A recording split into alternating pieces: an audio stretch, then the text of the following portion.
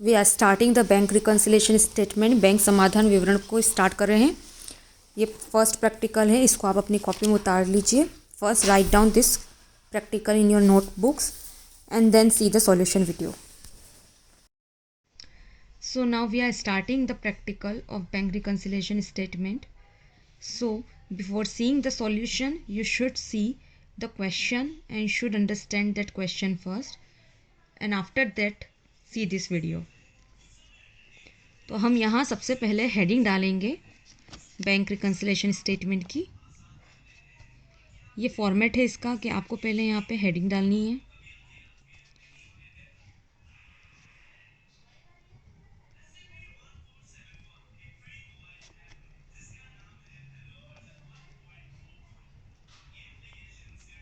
और उसके बाद यहाँ पे आपकी जो है डेट आ जाएगी एस ऑन। जब भी जो भी क्वेश्चन में आपको डेट दे रखी है वो आप डेट यहाँ लिखेंगे। जैसे कि यहाँ हमारे क्वेश्चन में है 31 दिसंबर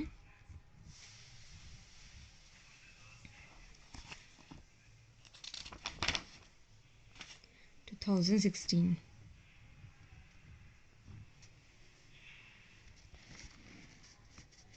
इस तरीके से। इसके बाद हम जब फॉर्मेट बनाएंगे तो इसका फॉर्मेट है particular plus items and minus item. इस क्वेश्चन को करने के 3 तरीके होते हैं, पर अभी हम जो तरीका देखने जा रहे हैं वो सबसे इजी है, तो इसलिए हम इस मेथड से ही इस क्वेश्चन को करेंगे।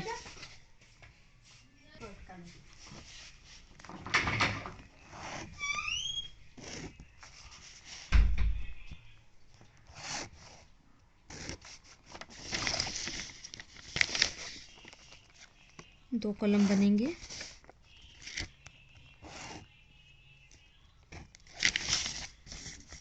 यहाँ हम लिखेंगे पर्टिकुलर,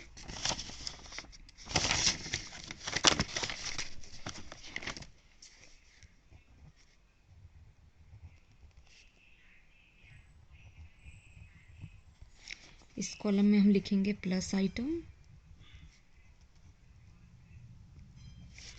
और यहाँ लिखेंगे हम माइनस आइटम्स।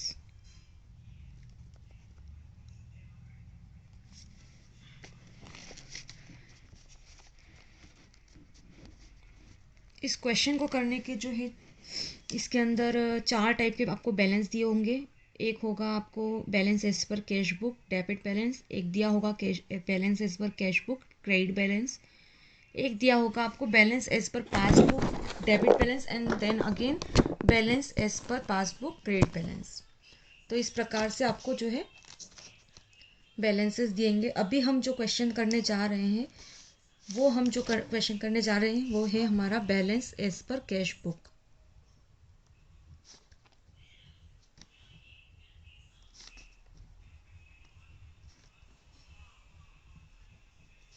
और balance as per cash book में हम कौन से क्वेश्चंस का कर रहे हैं अभी? डेबिट बैलेंस वालों का। और इसे हम क्या बोलते हैं? फेवरेबल भी बोलते हैं। इसके पहले वाले वीडियो में आपको बताया है कि कौन सा फेवरेबल बैलेंस होता है और कौन सा नहीं होता है। ठीक है, कैश बुक का डेबिट बैलेंस फेवरेबल होता है और कैश बुक का क्रेडिट बैलेंस मतलब आपके पास जो अमाउंट है वो नहीं है, आप ऑलरेडी एक्स्ट्रा अमाउंट निकाल चुके हैं, तो ऐसे केस में वो ओवरड्राफ्ट बैलेंस कहलाता है। इसलिए कैश बुक का क्रेडिट बैलेंस अनफेवरेबल होता है और डेबिट फेवरेबल बैलेंस होता है। तो हम जो क्वेश्चन करने जा रहे हैं इसमें आपको दे रखा होगा balance as per cash book debit. Question को जब आप पढ़ेंगे तो आपको दिख जाएगा। तो क्वेश्चन में हम सबसे पहले जैसे ही ये फॉर्मूला बना लेंगे प्लस माइनस आइटम वाला, तो इसके बाद हम सबसे पहले यहाँ पे बैलेंस लिखेंगे।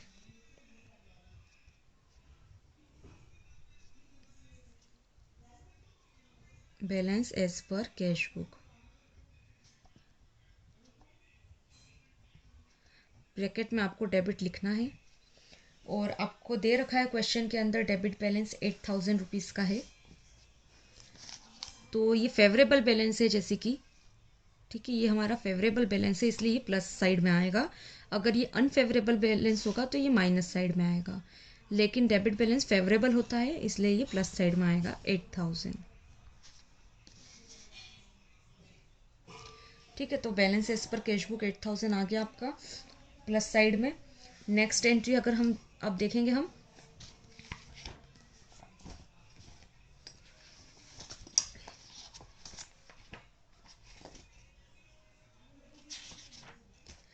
तो नेक्स्ट एंट्री क्या लिखा है कि 5000 का एक चेक जो था उसको इशू किया गया था, निर्गमित किया गया था रमन को, लेकिन रमन ने उसको क्या करा, प्रेजेंट ही नहीं करा भुगतान के लिए, वो बैंक में जाके उसने उसको प्रस्तुत ही नहीं करा है। ठीक है, तो चेक क्या करा उसने, जो है प्रेजेंट नहीं करा है, बाकी चेक उसको मिल चुका था। अब है ना, इस क्वेश्चन को सबसे अच्छे तरीके से करने का तरीका ये है कि आप जो है एक कैश बुक को सपोज कर लीजिए और एक पासबुक सपोज कर लीजिए, और इसमें जो भी ट्रांजेक्शन दिया है उससे ज़्यादा अमाउंट ले लीजिए। मान लीजिए हमारे ट्रांजेक्शन 5000 का दे रखा है फर्स्ट उसमें, तो हम यहाँ पे 6000 ले लेते हैं। ये एज्यूम करा हुआ अमाउंट है और दोनों में एक जैसा लेना है। और ये 6000 ज़रूरी नहीं कि 6000 ही लें, आप कितना भी अमाउंट ले सकते हैं, लेकिन याद रखिएगा कि जो भी अमाउंट ट्रांजेक्शन में दिया है उससे ज़्यादा लेना है। तो यहाँ हमने 6000 एज्यूम कर लिया, तो हम यहाँ एज्यूम करके चल रहे हैं कि हमारी कैश बुक में ऑलरेडी 6000 है और पासबुक में भी ऑलरेडी 6000 है। अब क्या हुआ है, एक चेक इशू किया गया है, चेक निर्गमित किया गया है, मतलब आपने पेमेंट के लिए क्या करा है, चेक दे दिया है रमन को।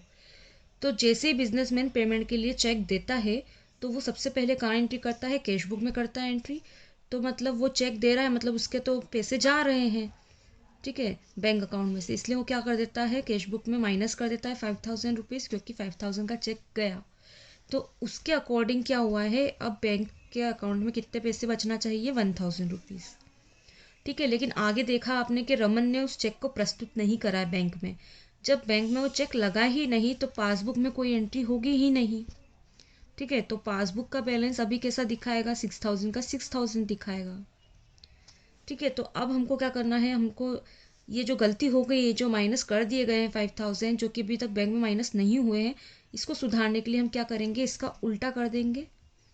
हमको बैंक के जो 6000 का जो बैलेंस दिखा रहा है इससे मैच करना है, तो इसमें हम क्या करेंगे, 5000 को क्या कर देंगे, प्लस कर देंगे। ठीक है, तो ये जो सेकंड स्टेप में आपने कदम उठाया सुधारने के लिए गलती को, ये चीज़ को हमको क्वेश्चन के अंदर लिखना है। तो हमने क्या करा, 5000 प्लस कर दिया। इस तो हम क्या करेंगे, यहाँ पे भी प्लस साइड में 5000 लिखेंगे, और क्योंकि ये प्लस है इसलिए यहाँ सामने भी आप क्या लिखेंगे, ऐड। ठीक है, और जो ट्रांजेक्शन आपको दे रखा है वो लिख देंगे आप, चेक इशूड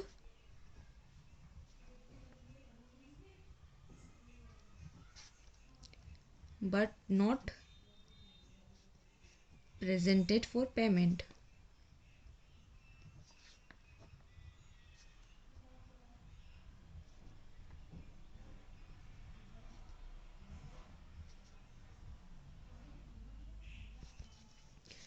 तो इस प्रकार से जो है, तो इस प्रकार से आपको क्वेश्चन कर लेना है। फिर नेक्स्ट एंट्री है, तो नेक्स्ट एंट्री का ट्रांजैक्शन अगर आप देखेंगे तो क्या लिखा है कि चेक जो है 7500 के बैंक में भेजे गए थे, लेकिन अभी तक उनका संग्रह नहीं हुआ है। बैंक में भेजे क्यों थे चेक आपने, ताकि आपके अकाउंट में पैसे आ जाए, लेकिन क्या हुआ, उनका संग्रह नहीं हुआ, अभी तक वो आपके अकाउंट में कोई पैसा नहीं आया है। तो अगेन हम क्या करेंगे, कैश बुक और पासबुक को सपोज करेंगे फिर से।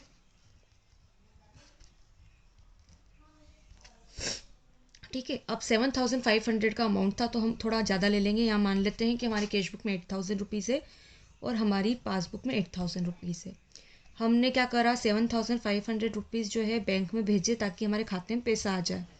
तो हमने तो कैश बुक में प्लस कर दिया उसको 7500 को, तो हम तो ये मान के चल रहे कि भैया हमारे बैंक अकाउंट में पैसा आ गया। ठीक है, तो हमारी कैश बुक के हिसाब से बैलेंस कितना दिखा रहा है, 15500। ठीक है, लेकिन क्या हो रहा है कि बैंक ने अभी तक कोई भी चेक जमा नहीं करे हैं, कोई भी संग्रहण नहीं करा है, कोई भी कलेक्शन नहीं करा है, तो मतलब बैंक ने कोई भी एंट्री नहीं करी है। तो पासबुक में जो एंट्री है, जो पासबुक में एंट्री बैंक करती है, तो पासबुक में क्या दिखा रहा है, 8000 ही दिखा रहा है। हमें किससे मैच करना है, बैंक की पासबुक से। ठीक है, तो बैंक की पासबुक से मैच करने के लिए अब हम क्या करें, 15500 में से 8000 हो जाए तो हम ऐसा क्या करें, तो हम क्या करेंगे, 7500 माइनस कर देंगे। जब हम इसको माइनस करेंगे इसमें से तो ये ऑटोमेटिकली क्या हो जाएगा, 8000 हो जाएगा।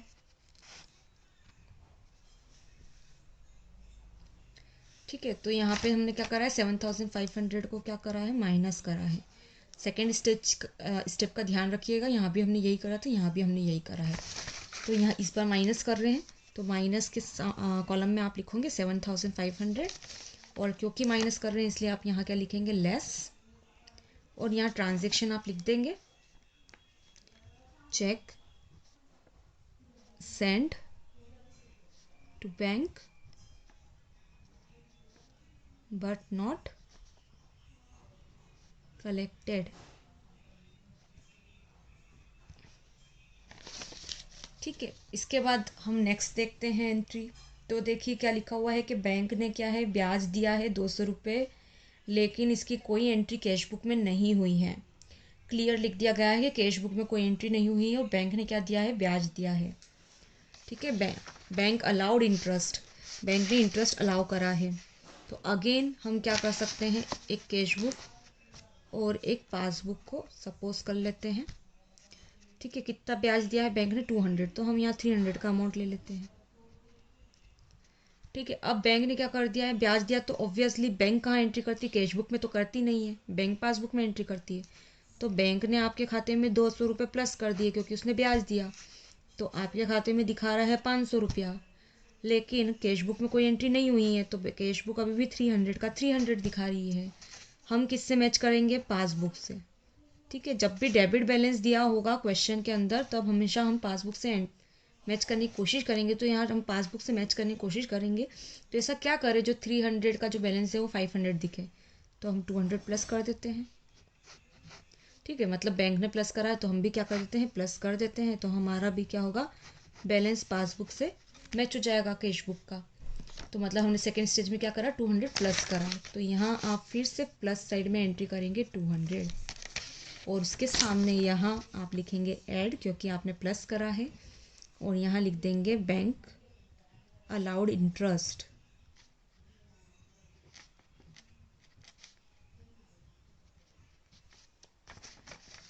ठीक है, नेक्स्ट देखेंगे तो बैंक चार्जेस है 100 रुपीज़। चार्जेस मतलब होता है जो बैंक काटती है, तो बैंक व्यय जो बैंक ने काटे हैं आपके खाते में से, लेकिन आपने क्या करा है, उसको कैश बुक में एंटर नहीं करा है। तो अगेन एक कैश बुक और एक पासबुक सपोज कर लेते हैं, 200 का अमाउंट हम लेके चलते हैं। तो मान लीजिए कि आपकी कैश बुक में 200 है, पासबुक में भी 200 है, बैंक ने क्या करा, 100 रुपीज़ काट दिए, तो उसने कहाँ एंट्री करी, पासबुक में। तो वो तो पासबुक में एंट्री करेगी बैंक, तो उसके यहाँ पे आप कितना दिखा रहा है, बैंक बैलेंस आपका 100 रुपीज़ पासबुक के अंदर। पर आपने कैश बुक में कोई एंट्री नहीं करी है, तो आपका कैश बुक का तो जो है 200 दिखा रहा है, लेकिन हमको इससे मैच करना है, तो हम क्या करेंगे, माइनस कर देंगे 100 रुपीज़। जब हम 100 रुपीज़ माइनस करेंगे तो अपने आप जो बैलेंस होगा वो 100 बच जाएगा, और कैश बुक और पासबुक का बैलेंस मैच हो जाएगा। तो हमने सेकेंड स्टेज में 100 रुपीज़ क्या करें, माइनस करें। तो यहाँ भी हम माइनस साइड में 100 रुपीज़ लिखेंगे, और यहाँ सामने लिख देंगे less bank charges charged by bank.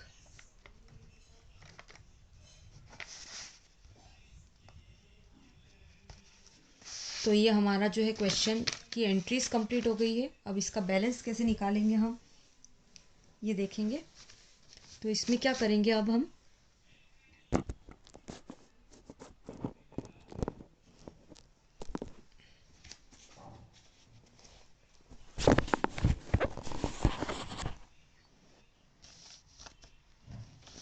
इसके नीचे आपको लाइन खींचना है सिंगल। ठीक है, उसके बाद एक और लाइन खींचना है आपको,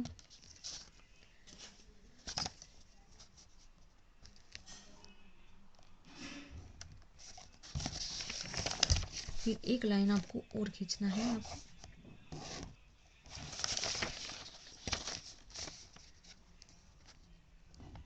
इस तरीके से। और अब हमको क्या करना है, प्लस का जो कॉलम है उसका टोटल कर लेना है। तो हम इसका क्या करेंगे, टोटल कर लेंगे। तो ये आपका आ जाएगा 13,200, और फिर माइनस कॉलम का टोटल कर लेंगे, तो ये आ जाएगा आपका 7,600। ठीक है, अब आप क्या करेंगे, इन दोनों को माइनस करेंगे और बैलेंस निकालेंगे। तो अब 13,200 में से 7,600 को माइनस कर लेंगे। ये आपकी प्लस कॉलम का था, ये आपकी माइनस कॉलम का है। तो हम इनको माइनस करेंगे तो हमारा जो बैलेंस है वो आ जाएगा यहाँ पे 5,600। इस अमाउंट को आप कहाँ लिखेंगे? जिस साइड ज़्यादा अमाउंट लिखा है उस साइड लिखेंगे। यहाँ अकाउंट का ये अकाउंट नहीं है BRS, इसलिए यहाँ अकाउंट का कोई रूल नहीं चलता है। ठीक है, बस इतना ध्यान रखना है आपको कि जहाँ ज़्यादा अमाउंट है उसके नीचे आप इस अमाउंट को लिख दीजिएगा 5,600। ये हमने लिख दिया और उसके सामने हम लिखेंगे बैलेंस एज पर पासबुक। और पासबुक के हिसाब से आ गया ये बैलेंस। अब आप देखेंगे तो प्लस साइड में ज़्यादा बैलेंस है 13,200, मतलब प्लस साइड ज़्यादा है, मतलब क्या हुआ? ये फेवरेबल बैलेंस हुआ। ठीक है, तो ये जो बैलेंस निकला है ये कौन सा बैलेंस निकला है? फेवरेबल, क्योंकि प्लस साइड ज़्यादा थी, हमने प्लस साइड में ही बैलेंस लिखा है इसलिए। और इसे हम क्या बोलेंगे? फेवरेबल बैलेंस है। ठीक है, तो क्योंकि ये फेवरेबल बैलेंस है तो पासबुक के हिसाब से ये बैलेंस निकला है। ठीक है, स्टार्टिंग हमने कैश बुक से करी थी और लास्ट में हमने पासबुक के हिसाब से बैलेंस निकाला है। तो पासबुक के हिसाब से फेवरेबल बैलेंस कौन सा होता है? क्रेडिट बैलेंस होता है। ठीक है, आपने देखा है पासबुक के हिसाब से क्रेडिट में क्रेडिट बैलेंस फेवरेबल होता है, और पासबुक में क्रेडिट में एंट्री तभी होती है जब आपके बैंक अकाउंट में पैसा आता है। डेबिट में अगर एंट्री होती है तो पैसा निकलता है, मतलब डेबिट साइड जो होता है पासबुक का वो अनफेवरेबल होता है। तो 5,600 फेवरेबल बैलेंस आ गया हमारा बैलेंस इस पर पासबुक। यही क्वेश्चन में हमें निकालने के लिए दिया गया था।